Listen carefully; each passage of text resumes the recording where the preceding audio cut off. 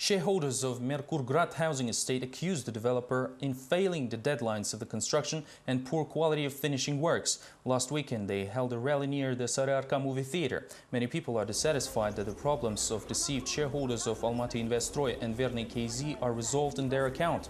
Shareholders cannot come to an agreement with the developing company, which refuses to constructively negotiate the matter. Officially, however, the developer is not recognized as fraudulent and the object is not considered as problematic.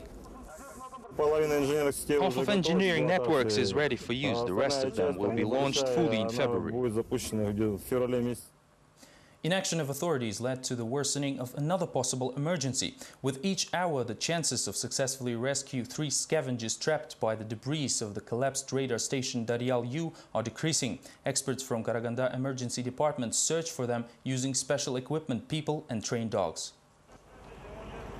For already 3 days, rescue teams are searching for survivors under the debris of what used to be radar station Daryal-U. According to witnesses, the construction collapsed when 5 men attempted to take the station apart and salvage some scrap metal. 1 victim was found alive so far, and the rescuers were able to retrieve the body of another salvager.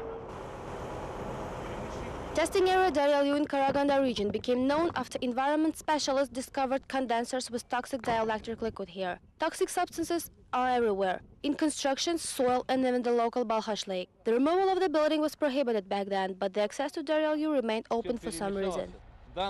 Everything got jumbled after the fall. The area was not under surveillance, hence the consequences. Environment specialist Dmitry Kalmykov says the institution is worsening. According to the expert, the state allocated $7 million to the utilization of condensers, but the money were pocketed. I don't know how to say this politely. The state pretends that it cares, whereas in reality there is a mess. Now, after the collapse, the toxic waste has blended with the pure water. The ex-minister Nurlan Iskakov was already imprisoned for money pocketing. The current agency head Nurgali Ashimov says the utilization of toxic waste products is a question of time. He promises to make the Daryal-U area the environmental emergency zone. Toxic substances will be transported to Germany. However, the transit countries are yet to agree to the plan. As soon as we get the approval, we will load the waste products and remove them. We just need the approval of transit states. Back in 2005, environmentalists suggested to buy American equipment for the utilization of dielectrics at the cost of approximately $10,000. The government disagreed. This time officials are considering this alternative. Another emergency, this time in East Kazakhstan. Residents of Solnichny village are freezing in their own houses for the 2nd week in a row. There is no electricity in schools, kindergartens and 4 local correctional facilities due to a storm that broke down the village boiler and heating main. Experts are working on the elimination of damages, but the exact date for the complete restoration of heating system is still unknown. Residents of the village Solnichny in eastern Kazakhstan are still living in emergency conditions. For already 2 weeks, there is no heating in 7 high-rises and 4 local correctional facilities. According to emergency department, 3,000 people were left without heating. We are working on the main pipeline now. As soon as we fix it, we will fill it up, reach required temperature and then link it to the residential network. The emergency happened on January 11. A heavy storm left the local boiler house without electricity, and later the -40 cold froze the powerless heating main. Now it is no warmer than 6 degrees inside here. The school and kindergarten are closed as many children were evacuated. The emergency department says that villagers requested help only on January 22. All this time the village administration and heat suppliers kept quiet, hoping to handle the major accident by themselves. They couldn't fix the problem and the regional staff had to join the work. Probably it wouldn't be reduced to this situation if the decision was made earlier. There are 11 expert welders from the emergency department contributing now to the recovery works. Rescuers say that 3 correctional facilities and 4 residential houses are ready to be connected to the heating network. More than 200 people continue working to eliminate the emergency. On Monday, hemophilia patients asked the officials to rationally allocate national funds. The tender on the purchase of the required by the patient's medicine has yet to take place. According to the Healthcare Ministry officials, the construction of 2 plasma processing factories will solve the problem. If nothing is done sooner, however, this could be another case of an effort made a little too late.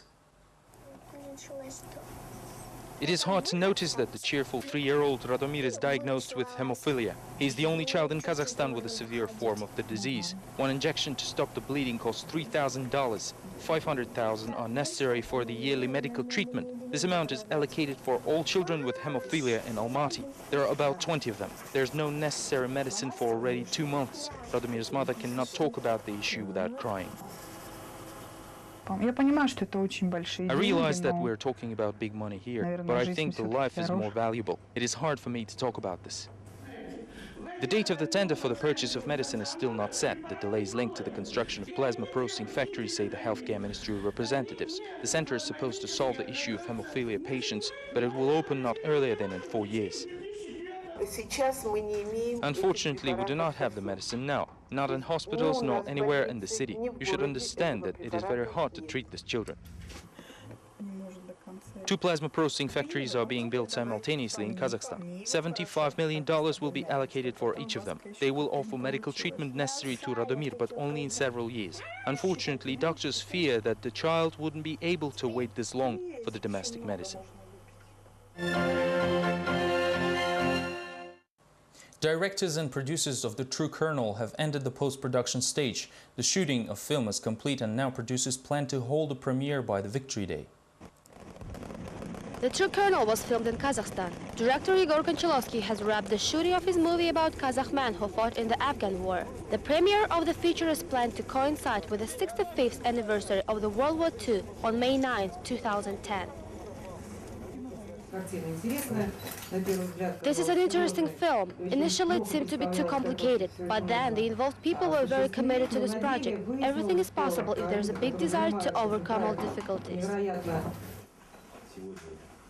The film's final budget is approximately $4 million. It is relatively cheap for a movie with epic battle scenes, some of which were shot in Kapchagai. The costs were kept low due to involvement of the professional Kazakh team. We're used to work at Mosfilm in Russia. We know what to expect, where the advantages and disadvantages are. Frankly, I didn't see any difference. Everything was like at home.